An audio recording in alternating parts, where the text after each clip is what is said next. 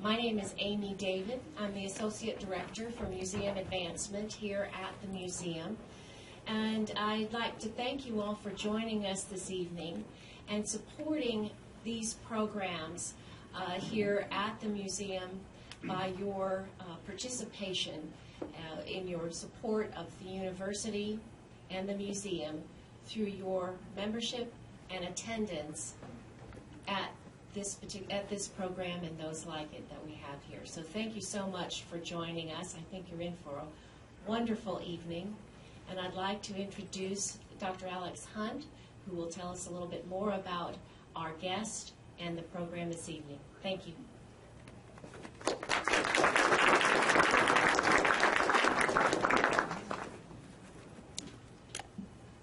Can you hear me okay? No? How about now? Okay? All right. Well, thank you all for coming. This is a wonderful turnout. Good evening to you. Glad the weather cooperated with us. I was a little worried yesterday as Laura traveled from blizzard in Colorado to come here to a snowy afternoon. Tonight's Western Writers event is the 10th installment of the Western Writers series since I came to WT in fall of 2002. And so it's a pleasure to introduce Laura Pritchett to you tonight, in part because when I put on the first Western Writers event in April of 2003, Laura was one of the two featured authors on that occasion. In 2003, she had just published her first book, and I'll talk about that a little bit in a moment. And today, she has many more books to her name, most recently Stars Go Blue, and a couple of more books that are forthcoming and in the works. So before I talk more about her and introduce her more fully, I want to just take a moment to talk about the Western Writers series. In starting this series, the Western Writers event, it was my desire to create more consciousness and discussion about issues of place and region. And of course, no better place than Panhandle-Plains Historical Museum to have that conversation. So over the years, I invited writers to campus. They would do events at WT, at the Cornett Library, as well as coming here to read from and discuss their work as it reflected some values of place or region.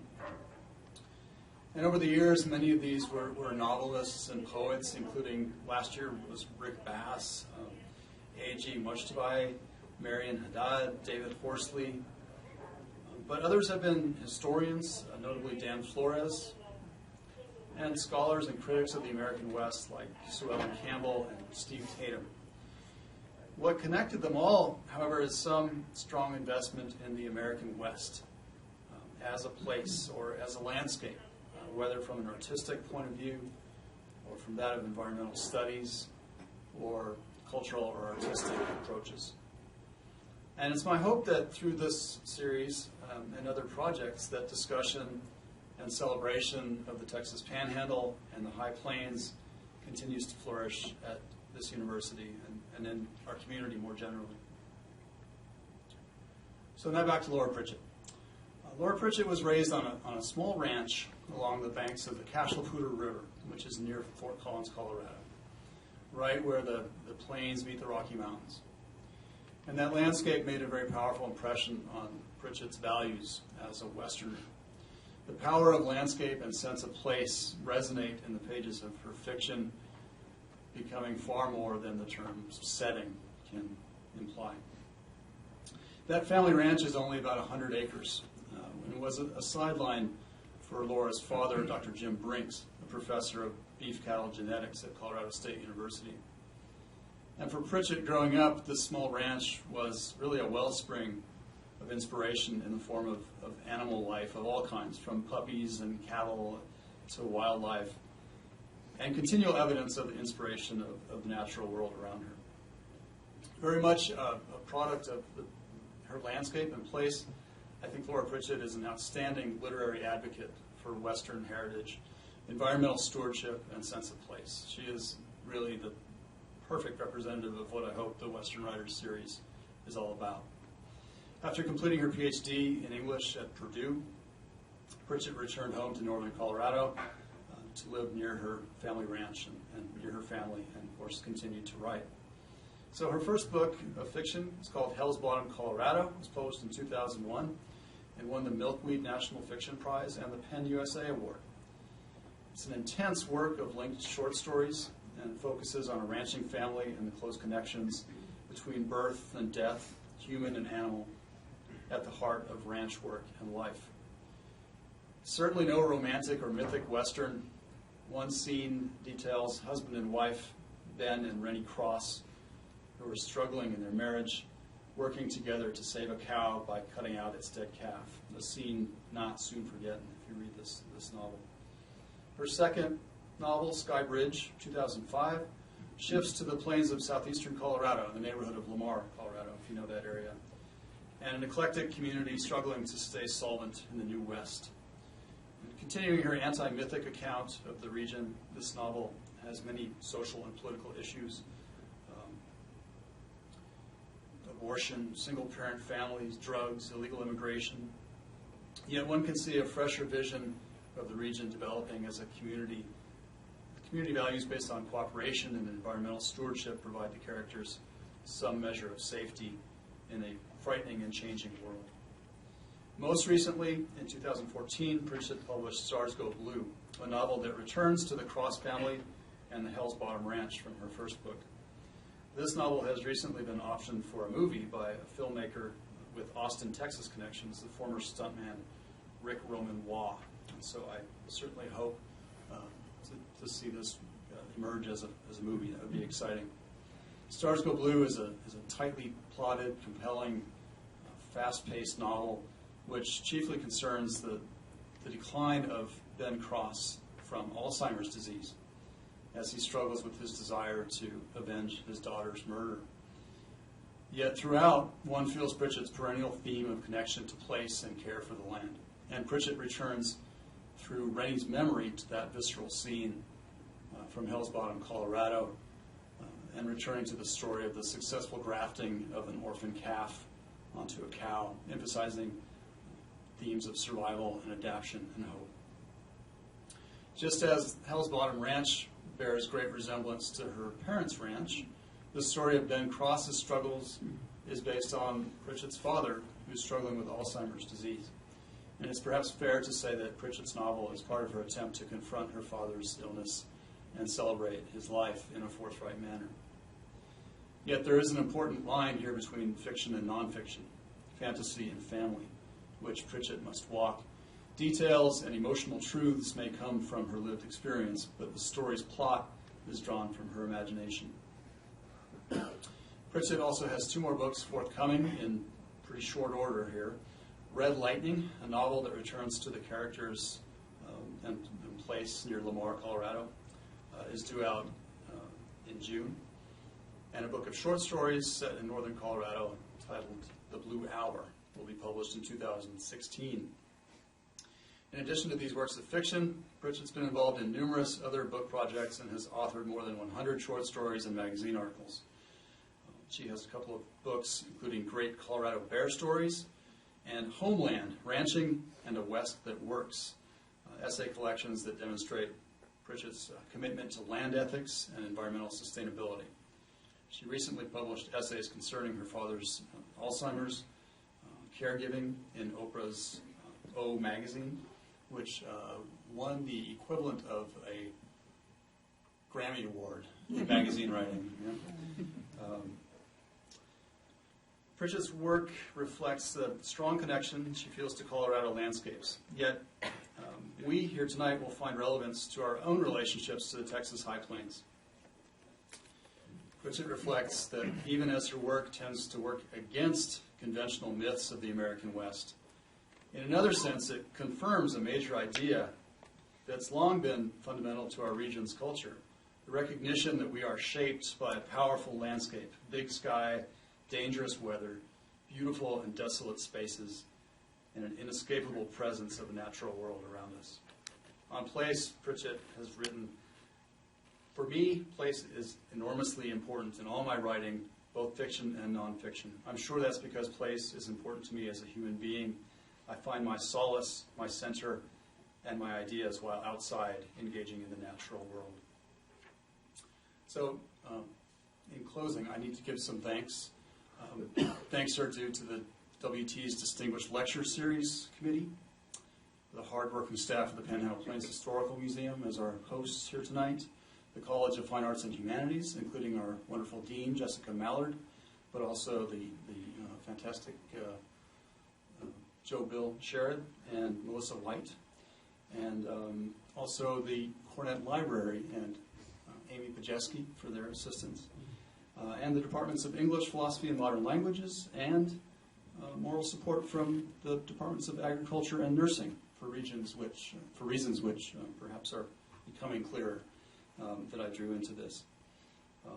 And Laura is going to be around after her talk here tonight to sign books, which are on sale behind you there in the hallway.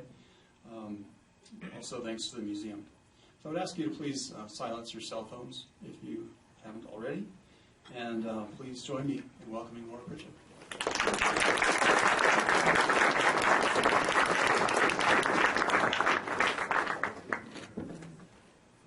That was the nicest introduction ever. I feel like after that I just want to say, have a good night. Said everything that's important to me. No, thank you so much for having me here. Thanks to WT and the museum, to Amy Pajeski,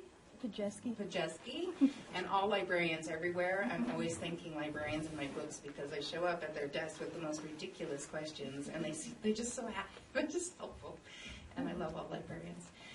Thanks also to the high school students here. I see a lot of you, and I just want to thank you for being here because there's lots of things to do. I have I have 2 kids who are in high school, and they would come up with a lot of things they could do on an evening besides go out. So thanks for being here. But I do think that it was in high school that I started deciding what I was going to do with my life, and writing was going to be it. So thanks for coming out. And a huge thanks to Alex Hunt, who is such a sincere and ardent supporter of writing and literature in the American West.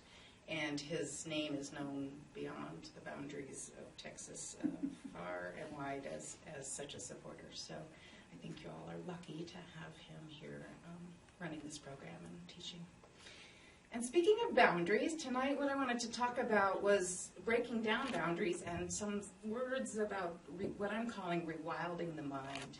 I think my talk is called Rewilding Our Lives, a look into place literature and the ethics of living, which is kind of covers everything. It's a big topic. But the concept of rewilding our mind has been really interesting to me of late. And it's what I want to discuss tonight and read a few very small passages from my work as they become relevant, not out of ego, but because I know my process and why I wrote them. But first I want to talk about what does even rewilding mean? And I'm using it to mean this way. Just as biologists seek to restore an ecosystem by introducing lost species, such as, for example, wolves being reintroduced to balance out the number of elk. Rewilding the mind seeks to reintroduce the psyche to choices that are not limited to the parameters set by a culture. So I just want to say that again because that's my favorite definition I've come across. Rewilding the mind seeks to reintroduce the psyche to choices that are not limited to the parameters set by a culture. So in certain ways I think it's just that our minds are wild, wonderful creatures, but they can be tamed just like prairie grass can be fenced. We can be tamed by what we have to do every day, pay bills and show up at work and go to classes and that sort of thing. And we kind of can lose touch with the thing that makes us the most wild. And by wild, I'm not meaning in any case wild partying and getting drunk. I mean the true wild nature of what it is to be human. And I think that can be dulled by the day-to-day experience of life, and that it's actually our job and our privilege and our honor to keep seeking ways, literal things we can do each day to rewild our mind and our soul. So that's what I kind of want to talk about tonight. I do have this sense sometimes that maybe I should just speak for myself, but I'll go out on a limb and speak for some of the rest of humanity, that we sometimes feel like we are scratching at the walls of life, that we're not really living it, or we're somehow just one step away from being our truest and best self. And what my novels try to do above all else, I think, is pay tribute to place, because I'm so interested in place. Pay tribute to capital L literature, because I'm so committed to that and have been from a very early age. And I'll talk more about that in a little bit.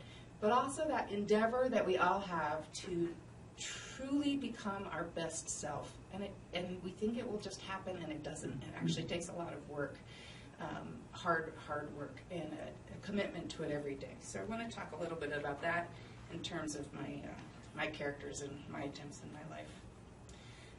I do want to say that I think it's the job of universities especially, and teachers and writers and artists to push these boundaries. But it also just happens in life too. One of my favorite movies and books is Zorba the Greek. Has anyone seen that or read that? I'm such a fan of it. But if you want to watch an old movie, it's a great classic. But in it, there's this boring Englishman who's very sturdy and lives his life very, set standards. And he meets Zorba, who is Greek. and he's just making conversation, and he says something to Zorba like, well, do you have a job? Are you married? And Zorba says, I have a wife, I have lovers, I have kids, I have jobs, I have the full catastrophe. And that's one of my favorite lines, because whenever life feels a little too full or it's doling out and I want it to become more full, I say, embrace the full catastrophe. And to me that means not just living, it doesn't mean living irresponsibly or being mean to people or not being true to your commitments or not paying your bills or that sort of thing, but truly becoming a little more wild. And that's the whole point of the movie and the book, is that the boring Englishman learns to become a more wild creature. And by the end of the book, he has embraced a fuller sense of what it is to be human in the time he has on this beautiful spinning planet, which is all of our jobs. So I want to say a few words of what I was trying to do in Stars Go Blue and why I wrote it, because I wasn't rewilded by Zorba the Greek. I was trying to be rewilded, though, by a quiet rancher with Alzheimer's, and I was hoping that my readers could be rewilded by a quiet rancher with Alzheimer's. And what I mean by that is, I think that sometimes we are dulled by the experience and frustrations of our life. For example, I've been taking care of my dad, not as the primary caregiver, but a secondary one, for 15 years. And there are times when that got very frustrating and I was annoyed. And, anyone who says it isn't difficult isn't telling you the truth. It's just difficult. And I would walk with him on the family ranch and sometimes start to lose my patience because it takes him a long time and he doesn't know who I am. And it's hard to talk about, we can't talk about anything. So we whistle a lot. He whistles cool, clear water and Yarmouth sunshine and so on. But early on in his disease, he was still trying to talk to me, and he was shuffling one day in his pocket for a piece of paper, and I kind of said in an annoying way, I admit, I said, what are you looking for, Dad? And he pulled out a slip of paper and he said, it's a slice of tree. And at that very moment in time, I just started to cry, because his version of, he was a brilliant man, but he couldn't find the word for paper. So he came up with slice of tree. That was a piece of poetry, and it is a slice of tree. It's a great way of looking, and all of a sudden I had what Virginia Woolf might call a moment of being, or I just call a case of wonder. Somehow the world became brighter and more beautiful, and my mind was opened up to the possibility that a piece of paper could become a slice of tree. And I felt like he was giving me the gift of rewilding my mind through his experience, that if I could see the world the way he was seeing it, then my concept of what it was to be a human and how our memories should work was completely being revamped. So for me, it was a very huge moment in my experience as a human being to have this, what I thought was a frustrating moment, open up the world to me.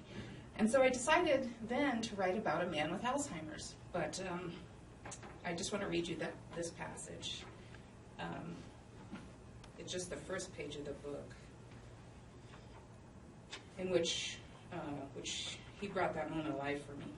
So the book is told from 2 points of view, alternating between Ben, the rancher with Alzheimer's early onset, This is the early stages of early onset. And Rennie, his kind of ex-wife, who's now she thinks she's being roped into caregiving, but they learn to fall in love again as they seek to avenge their daughter's killer. So this is a little bit from Ben. The fields are poured ice, rippled and waved as if a frozen lake. Ben considers the way the sun has melted and the earth absorbed the snow that fell months ago, which is how such strange patterns got created. But he also entertains the idea that his pastures have reverted in time to the great sea that they once were. Ben has been partial to water, always, which is why life gets measured in terms of irrigation and rainfall and acre feet, and even the dry, rainless days needed for baling hay. Even now, he considers the watersheds in his brain, how water moves through tissue, how rivers of electricity pulse and stops and starts. The pastures have never been this way, so icy, and it makes walking hard. There are no cattle to check, no fields to irrigate, nothing to doctor or wean or birth. And yet he wants to walk anyway, down the iced-over dirt road to the back of his ranch, even though the walking is tough because this year the snow has not melted as it should. He has that memory thing. He can't remember the name, and he knows it's normal to be able to remember his childhood but not yesterday, and not on occasion his wife's name, or the name of his daughter walking beside him. He's not supposed to feel bad about the things he can't remember, although he is allowed to feel bad about the fact that this disease only gets worse. Deeper still, he has clarified that he's allowed the terror and claustrophobia of wanting to say words that are dammed up inside. She comes more often now, this daughter. She says to walk her dog, a huge yellow puppy that is supposed to bring you things but does not. Just like his brain, the dog doesn't work right. The dog, whose name he can't remember but it reminds him of music, is chasing those big birds out in the field. The dog sends them honking into the sky, and this also reminds him of music. He used to shoot those birds, and his wife would complain because cooking hamburger from one of their cows was always easier than cooking one of those big birds. He's never seen the likes of a winter like this. His daughter calls the yellow dog, and the creature comes galumphing or galloping or grazing towards them, but he stops short to pick up a piece of frozen horse manure. And then I skip ahead, and Ben fingers a thin slice of tree, the one in his pocket of his jeans. And so that's where that phrase came from. And it was when I was walking with my father that he said the slice of tree. I decided I wanted to write about him because he was rewilding my mind, and I wanted people to see Alzheimer's from a new point of view and to understand and love a character with a diminishing capacity for language and memory. But at first I was writing this book from my point of view, from the daughter's point of view. And then the second walk or another walk, he said, your dog keeps galumphing or grazing towards me.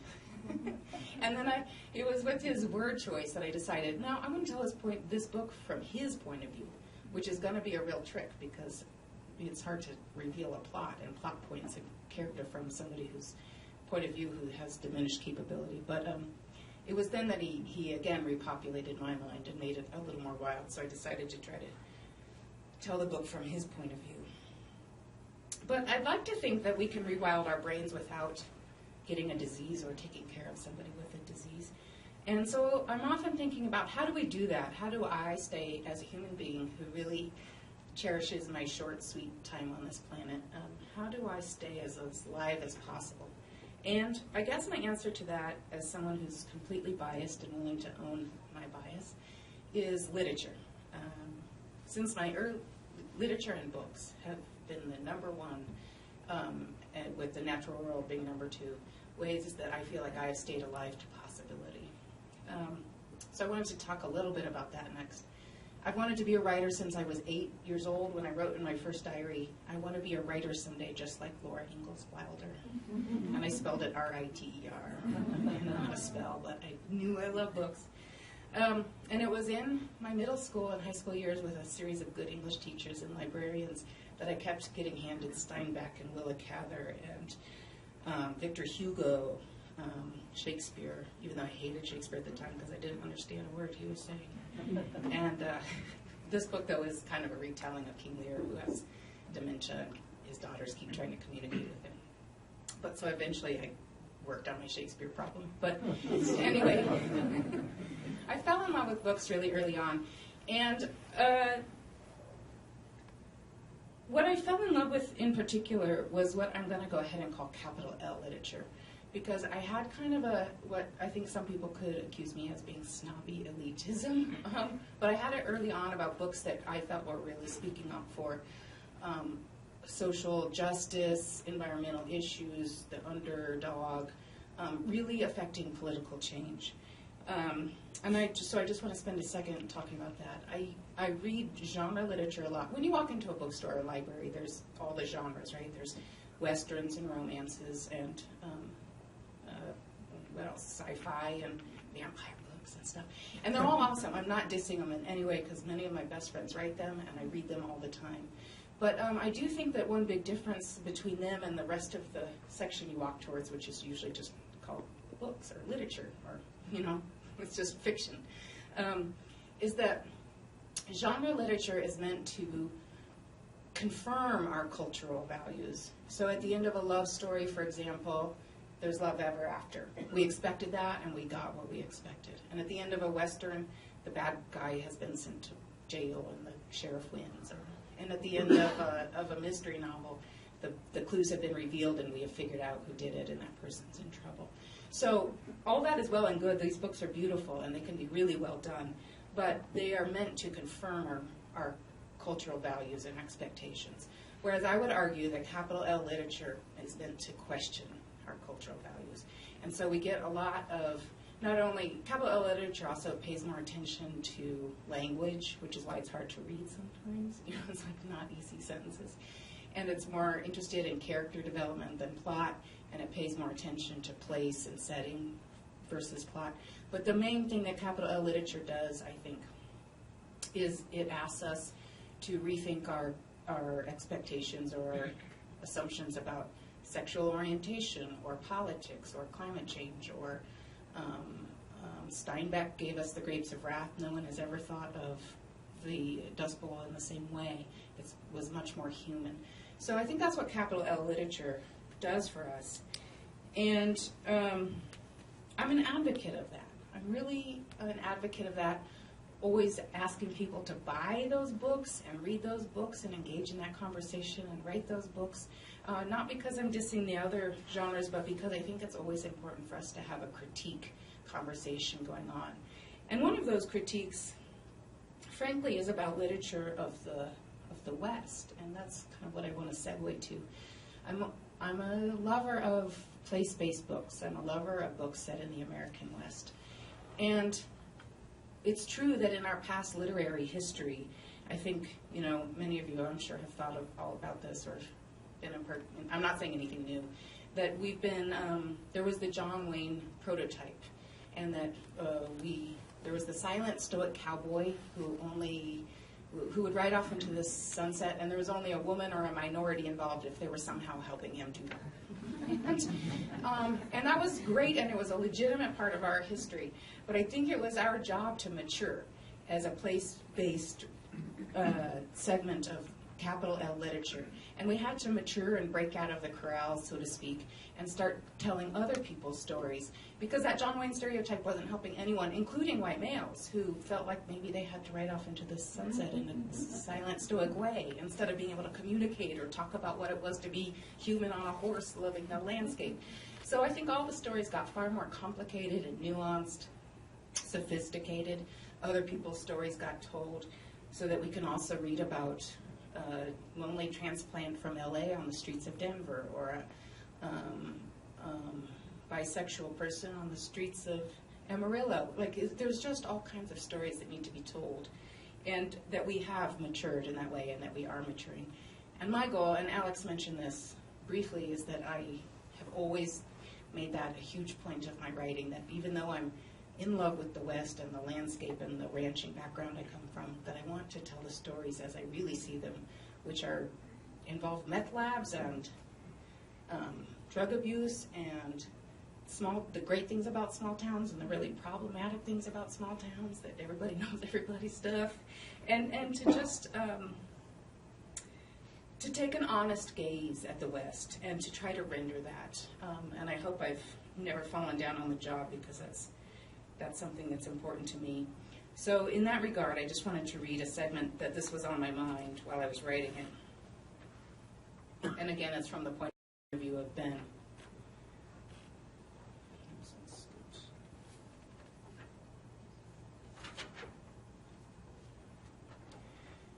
He stares into the street mirror that has been put on the sun visor in front of him. He sees a man who is not really him. This man is too old. This man has short white hair, a dirty Angus Breeders Association ball cap, blue eyes. This man has a scar on his cheekbone from the time a mastitis-filled heifer charged him. This man has gray stubble that hasn't been shaved. And yet, there he is, the same self who has been with him all along, the boy who ran along creek beds, so alive. His eyes water from the simple fact that this is him, but not him. The space between those two hurts his heart, like a math problem that can't be worked out, that has no solution. He stares ahead into the snow and directs his mind, he can still do that, to recall the animals he's helped put down in his life. It's wrong to see things suffer. He has buried dogs, he has shot dying horses in the head, and he did a good job, except the one that flailed about so long it made his heart shudder. He has put animals out of their misery, which was the right thing to do. He has also killed to eat. He's hunted elk and geese and taught his daughters to do so. He has gutted fish. He has helped the rendering man load up dead and bloated cows, some of them pregnant. He has shot prairie dogs and fox for no good reason back when he was younger, although he stopped doing that years ago because he figured they had a right to live on the land too. He once even shot Rennie's peacock down from the tree because it would not stop honking, and although he thinks of himself as a calm man, he sometimes lost his temper. They had just fought, and her peacock was as noisy and horrible as she was. He has killed many things, most out of mercy, but some not. And then later in the chapter he goes on to say, and so he remembers, he has birthed many things too, foals and calves and kittens and puppies. He has reached inside heifers and turned calves. He has saved slipped newborns by blowing his own breath into their lungs. He has wiped away suffocating mucus. He has given vaccinations and antibiotics that healed. He has let trout go after removing the hooks. He has untangled an antelope from a barbed wire fence and watched it lope off unharmed. He has snapped muskrat and beaver traps when he came upon them in the stream beds of his youth. He has doctored horses through colic, and he has punctured the bloat out of cows. He has saved far more lives than he has taken, and saving takes a lot longer than killing. A great amount of time in a rancher's life is about reducing suffering. On that, he has always been clear, and he has been a good rancher. He can do it. I can do it, he says now to Rennie, and tries to catch her eye.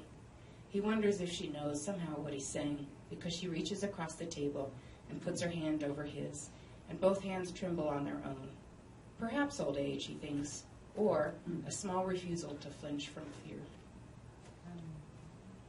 So what I was trying to do there was, what they're trying to decide on is what to do about their daughter's killer. But so that's the plot. But he's also stopping to remember what I hope is a true rendering of ranching, both the good, the bad, the ugly, the saving, the killing, and to render that whole picture complete, not just the sweetsy puppy stuff. So that's always something I'm working on, and I just wanted to advocate that writers of the West do that as well. Not only that we honor the West and the literature of the West, but that we keep trying to do it right. And talk about life as it really is. Oh, and as a side note, I just want to say that the biggest compliments I get are not from reviewers or magazine writers, but when a rancher calls me up and says, "You did that right," that's how calving season is. Or when I get a note from a single mom who says, "I haven't ever read a book because I got out of it during high school, but I just read your book about being a single mom, and you got me. You're the first person who gets, who felt like, who understood my experience." Those are the biggest compliments, and the reason I write is to feel like the people, not the critics, but the people felt like I had gotten it right. So that's a little bit of those. What else did I want to talk about? Why the books have a lot of power. Books have a lot of power. Even if you're not a big reader, you're influenced by what's going on in the world of Harry Potter. It used to be Harry Potter, now it's I don't know what. But we're all being churned forward by this conversation that's going on. And that's why I think writers have a duty. We are ethically bound to try to get humanity right and to rewild the mind of our readers. Which is why we should write about immigration issues and wildfires and sexual orientation and class issues and overpopulation and issues that we need to keep tackling. Because books connect us and they help us feel more human and real. And I think we all know that, but it's sometimes nice to stop and honor that. So the next thing, and speaking of that, I wanted to talk about neuroscience. Are there any neuroscientists in the room? That's good, because I was afraid I would say something. I don't want to really be called out. I'm not a neuroscientist. But I've talked about language, my dad's words for a piece of paper, slice of tree. I've talked about literature of the West. And now I just want to say a few odd words about neuroscience. And I'm no expert on it, believe me, but I'm gonna say a few things anyway. Because oddly enough, I think writers are a little bit psychologist and a little bit neuroscientist. And here's what I mean by that. We all have very sophisticated bodies, and we understand the world basically in 5 different ways through our senses. Everything we know about the world is through these 5 senses. And if we lose one of those senses, we become less smart. So if I wear glasses and I take them off, I become less smart. Or if I close my ears to the sounds of this room, I become less intelligent. And so it's the job of the writer actually to connect those 5 senses of an experience with your 5 senses. That's what makes us all human, and we are not so very different after all, whatever your age or gender or life experience. We all understand the world through these 5 senses. So for example, imagine your favorite soup, tomato soup or something. When you smell it, there's such a magical thing going on. The molecules of the soup, this is really weird to think about, but molecules of the soup are floating up and they're getting like stuck in your nose. and your nose has receptors, and then there's like an electrochemical transmission to the brain, and your brain starts your mouth watering, and all of this is put into motion because of your sense of smell. Your ears aren't helping. Your fingers aren't helping, but just your sense of smell is helping you appreciate this soup. It's a beautiful piece of engineering, I have to say. But really, as a writer, I'm manipulating you. I call it benevolent manipulation because I'm not really wanting to do anything mean. But I am using my 5 senses to connect with your 5 senses, and really that's what writing is all about. I just put little marks down on a page, black and white marks, and I am more or less encoding something. I'm encoding a memory of what spring smells like. And then you, the reader, are decoding it into your own experience of what spring smells like. And in that way, we're sharing an experience of what spring smells like. So I'm really fascinated by that. I call it's kind of a concept of embedded cognition, that I can write about the smell of spring and someone in Amarillo will also experience that smell of spring. And it's my job as a writer basically to know that and to use it. And the better I use it, the more powerful of a book I am presenting to you. Which is, I guess, just to say that we have sophisticated bodies, and that's what we have in common with one another. And that when I use that knowledge, I become a more powerful writer. And as I've matured as a writer, I've gotten a little... It's kind of weird to think, I'm trying to manipulate these people into smelling spring. But it's really how you connect with my characters then and care about what my characters care about, which is my whole job as a writer, is to have you involved in their story and their humanity. So one last little piece where I was thinking of that when I wrote this piece. Most of the book is narrated by Ben and Rennie, but the very last section is narrated by their granddaughter, whose name is Jess. And I just want to read this one paragraph. I think it's my favorite paragraph of the book, but during it I was just thinking of embedded cognition and how I was trying to make you all weep at Ben's funeral, which seems like a mean thing to do, but if you cared about Ben and his struggle, then you would care about his death. So Jess says, "Pretend, if you will, that this is a story, and that I should be the one to tell it, and that it ends like this. Much of the wind-whipped snow melted rapidly, octave by octave, and then the poured and patterned ice underneath melted as well, and the earth was stunned with an influx of seeping water, and it gurgled and muddied and transformed into a ripe-smelling soaked mess, and, in stops and starts, dutifully absorbed all this water, until, finally, as we knew it would, offered up a slight greening, a twinge of soggy color. There are still rings of snow in the shade, and the north-facing slopes of the foothills remain dusted and white, and there are still ruts of mud on every dirt county road, and there is still the decay and dried grasses of winter. But you understand how things change rapidly, that this one good moment of observation will reveal this to you. This one good moment of observation is all we really have in the world, and it is called love.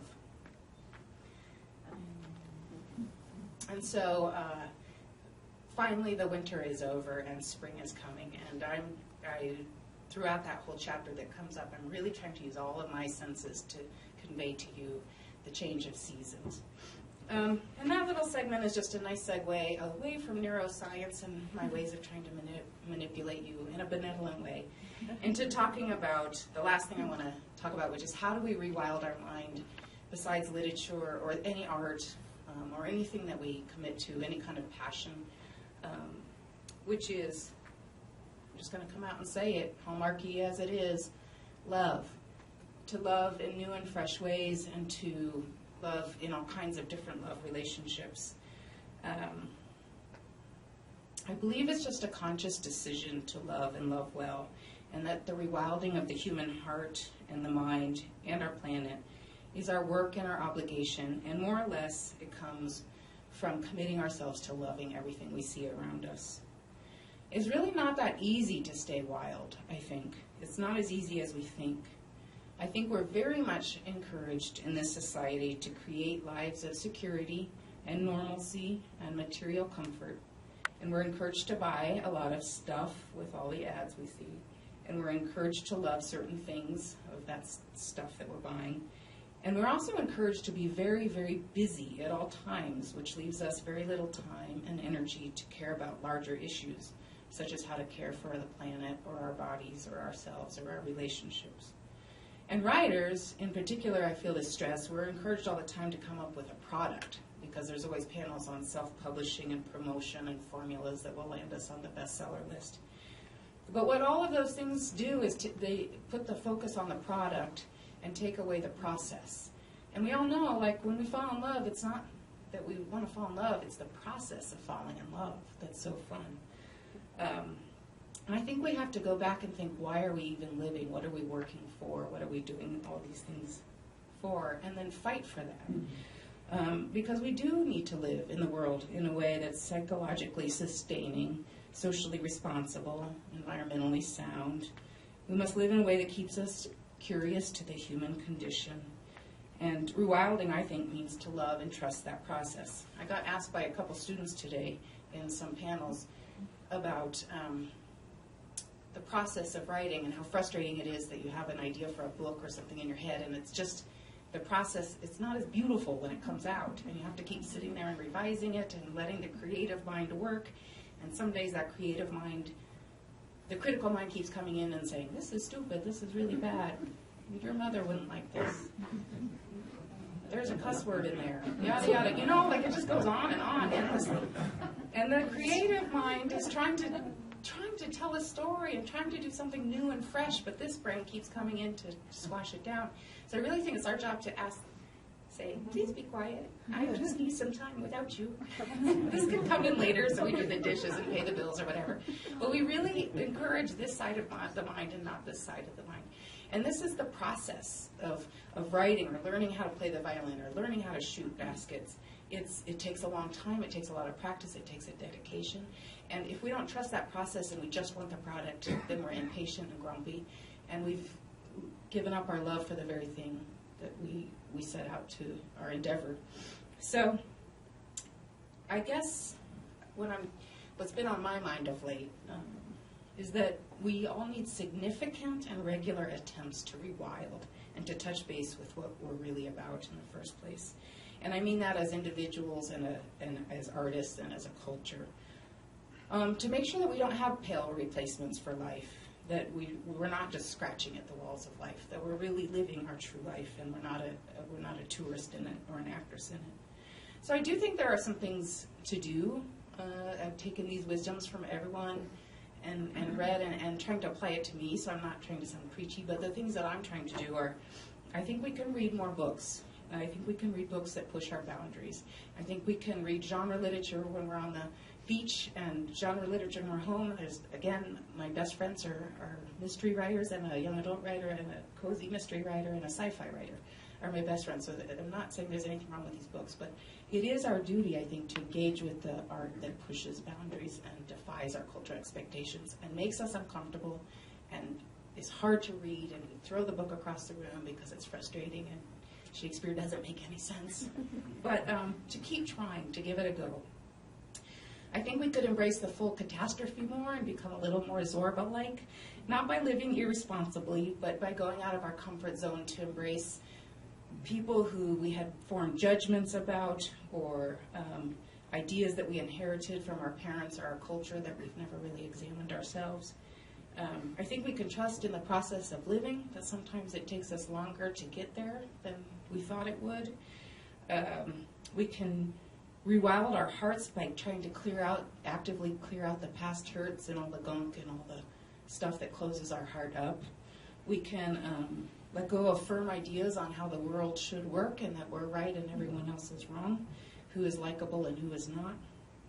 I think we can trust our instinct and use it well. We can write something ourselves, or paint, or compose, or shoot baskets, or play the violin, or play soccer. We can make sure that something depends upon us, a person, or a nonprofit, or a cause, because I think it's very hard to live a good life, or a fulfilling life without a purpose. You must, I think, be living for something bigger than yourself. We can be grateful, we can be mindful, we can do something wild each day.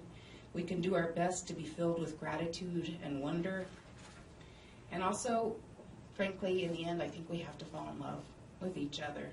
We are all lovers, really, I think, of the human condition, of our mortality, of our brief time on earth, of other human beings, of our own confused and tender and beautiful hearts. I was recently had to read Plato's Symposium again, and he said, this is my favorite quote about love, "True curiosity is the best definition of love." And I love that because I think when you cease to be curious about a person or a place, you've really fallen out of love with them. So to stay curious to someone or to a place or to a cause is to stay in love. So true curiosity is the best definition of love. And then Aristophanes, I found recently, said something very similar. The desire and the pursuit of the whole is called love. Desire and the pursuit of the whole is called love. So I think both are saying in one way or another that you got to stay curious and wild to the planet and people and your life, so that you can express yourself and protect others and engage and remain curious and aware to the human condition, to the natural world and our relationship to it, to passionately perceive and possess your life, as in see your life and then live it as fully as possible. And to ask those big ethical questions so that we can replenish our souls. And I don't think that's some frou-frou, new agey thing. In fact, those who know me know that I'm not frou-frou and new agey. But I think there's really a high cost to living on this earth and to getting through life, emotionally and physically and psychologically. And so curiosity and love heals us. There's a contemporary writer named Rebecca Solnit, and she says, the things we all want are transformative. Love, wisdom, grace, inspiration. How do you go about finding these things that are in some ways about extending the boundaries of the self into unknown territory? Which I guess is exactly the point. It's our job to extend the boundaries of the self into unknown territory. And that's the note I'd like to end on, the call for all of us to keep pushing ourselves into unknown territory, not avert our eyes, see the truth as best we can, and tell the truth the best we can. And because here we are together on this beautiful planet, spinning Earth, which Carl Sagan recently I recently read, he described as a speck of stardust floating on a sunbeam. What a great way to describe it. And it's a miracle that we're all here, and it's our job to do it well. So I wanted to end by reading two short things. One is the very last page of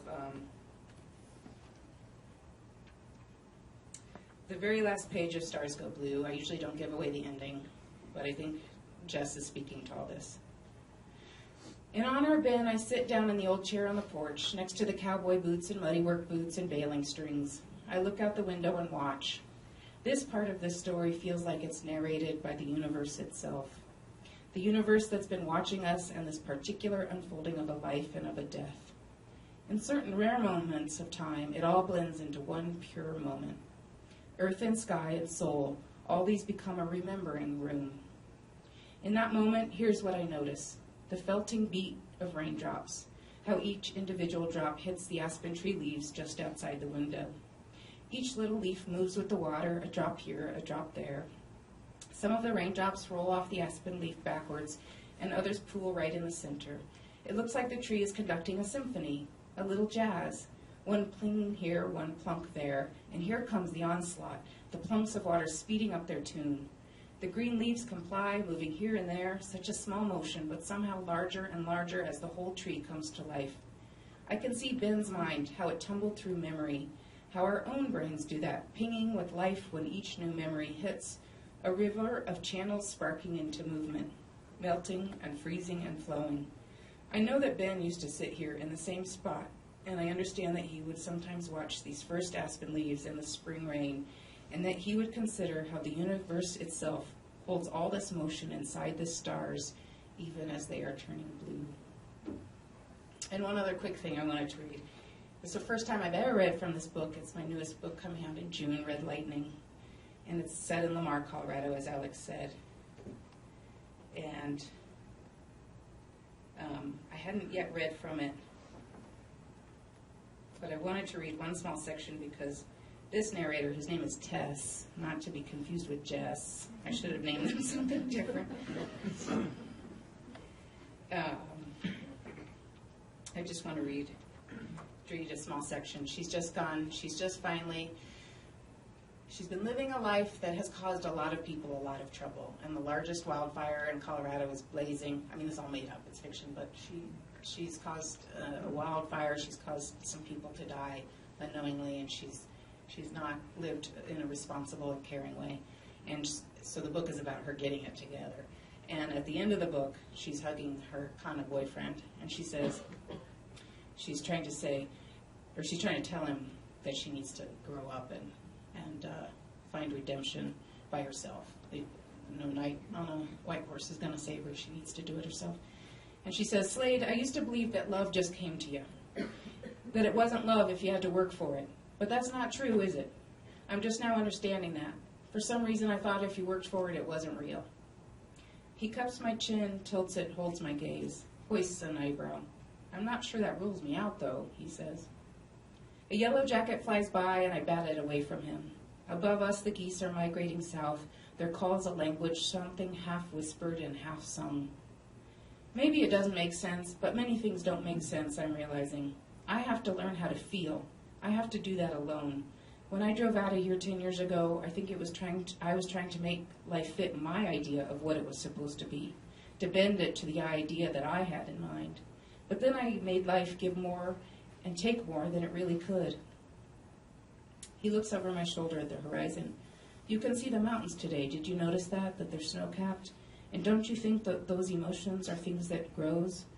We're war buddies, after all. People don't go through this kind of stuff without.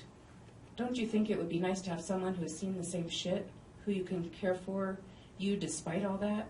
It's the dark corners, maybe, that we can most love. I press my head into his chest, and we stand in the parking lot for a long time. How can I explain it? I need to find a path that leads to some greater sort of purpose, to mitigate the fact that the human race evolved or got plunked down to wonder and suffer and be afraid of death and afraid of pain, afraid because we don't know how to live this life, and we're not certain if we're being judged, and if we are, by what elements.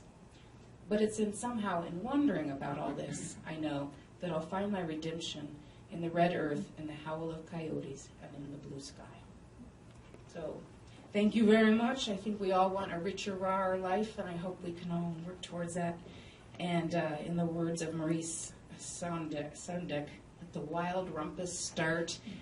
I'll hope we can keep rewilding ourselves. Thank you.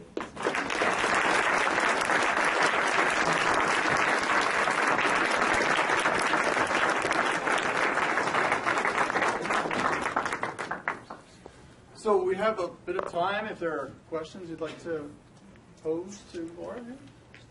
Plenty of food for thought.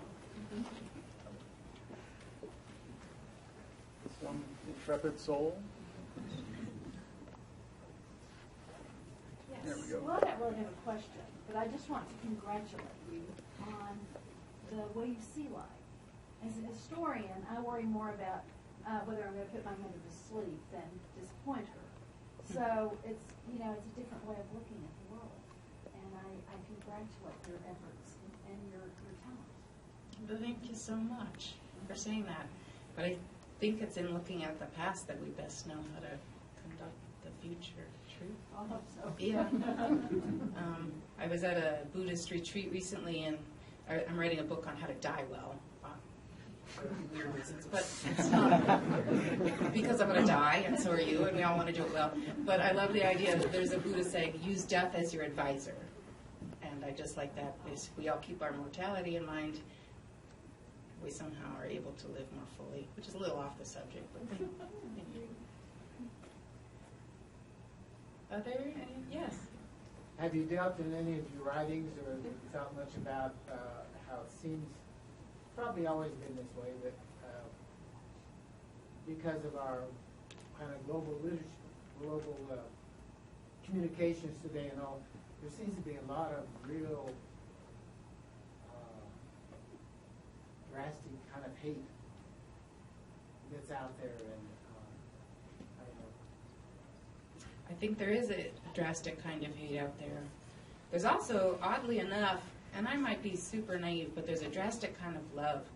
And again, I'm not a hallmarky person, but as much hate as I see going on, and it's scary and it's dangerous, I think that some of the things I spoke to tonight, I hope, are the things that can bridge us.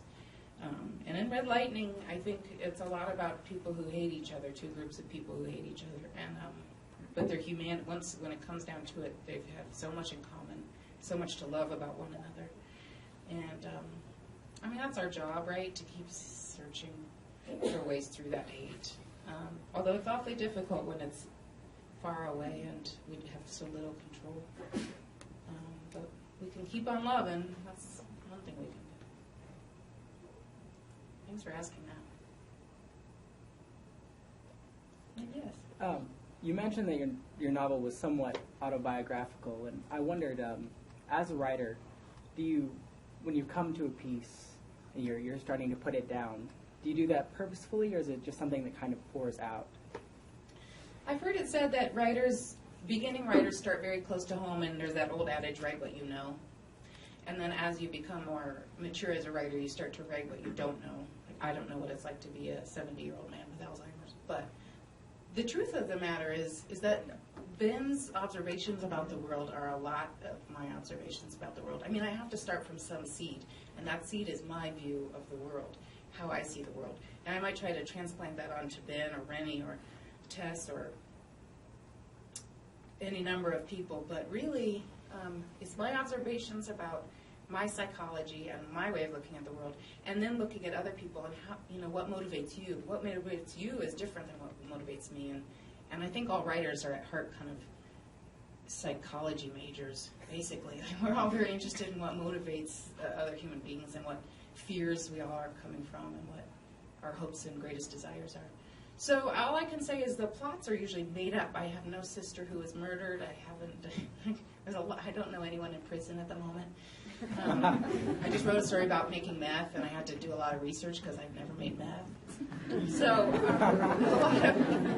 there's a lot of made up stuff.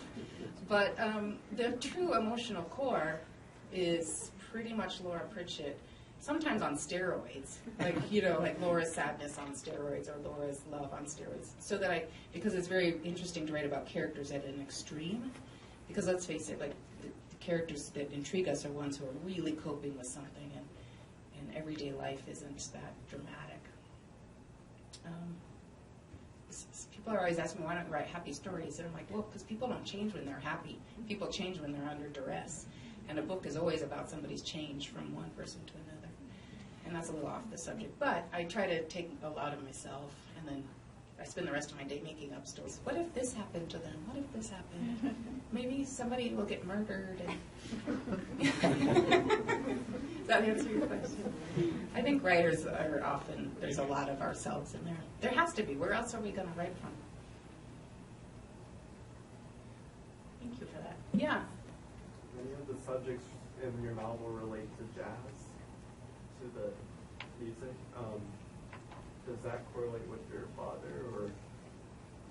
Well, I did some research, and music is one of the things that, like my father can whistle still, but he doesn't understand any other language.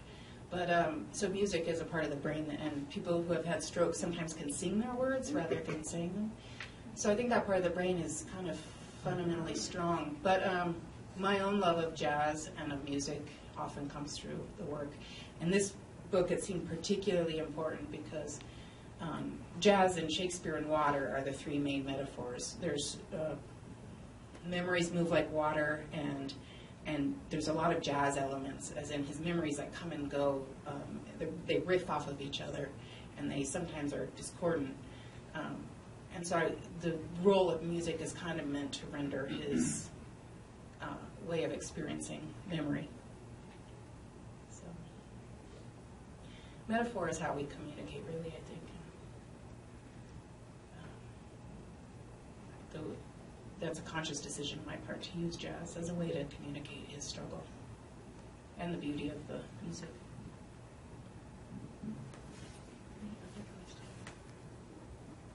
Thank you so much for coming out tonight.